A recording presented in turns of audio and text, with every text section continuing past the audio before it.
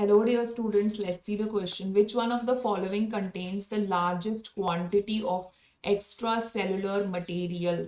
Striated muscle, stratified epithelium, myelinated nerve fibers या areolar tissue? तो question है कि सबसे ज्यादा एक्स्ट्रा सेलुलर मटेरियल किसमें प्रेजेंट होता है। एक्स्ट्रा सेलुलर मटेरियल का मतलब होता है जैसे कि मान लो अगर ये सारे सेल्स हैं हमारे पास, ठीक है, ये सारे सेल्स हैं, तो ये सब जो है ना बाहर का, ये है एक्स्ट्रा सेलुलर मटेरियल, यानी सेल के बाहर का जो मटेरियल है उसको कहते हैं ECM यानी extra cellular matrix.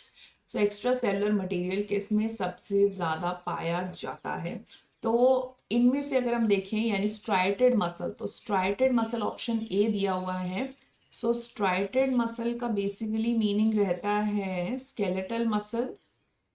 Okay, skeletal muscle, striated muscle is the skeletal muscle. फिर बी दिया हुआ है areolar tissue. Areolar tissue is a loose connective tissue, और इसके नाम से आपको पता चल गया क्योंकि इतना लूज है इसलिए इसमें मैट्रिक्स बहुत ज्यादा होता है, बहुत ही लचीला होता है क्योंकि मैट्रिक्स बहुत ज्यादा है, यानी एक्स्ट्रा सेलुलर सेल के बाहर का जो मैट्रिक्स है वो बहुत ज्यादा प्रेजेंट है। ठीक है, तो एरियोलर टिश्यू ही यहाँ राइट आंसर होगा। स्ट्राटिफाइड एपिथीलियम, अब एपिथीलियम में स्ट्रैटिफिकेशन यानी कि कंपाउंड एपिथीलियम, ऐसे अगर बहुत सारे लेयर्स में प्रेजेंट है, स्ट्रैटा है, तो यहाँ पे तो कितना कम एक्स्ट्रा सेलुलर मटेरियल दिख रहा है, तो सारे बहुत ही क्लम्प्ड प्रेजेंट है। So C will be the wrong answer. And D है माइलिनेटेड नर्व फाइबर्स, यानी कि वो नर्व फाइबर्स जिसमें माइलिन शीथ प्रेजेंट होती है, तो उसमें भी इतना ज्यादा एक्स्ट्रा सेलुलर मटेरियल नहीं होता जितना कि एरियोलर टिश्यू में होता है। होता तो है वैसे उसमें भी, लेकिन इतना ज्यादा नहीं होता।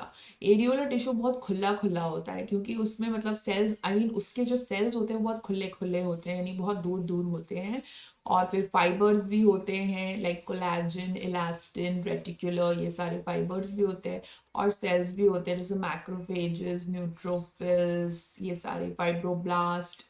सो यहाँ पे the right answer would be option number B. So best of luck.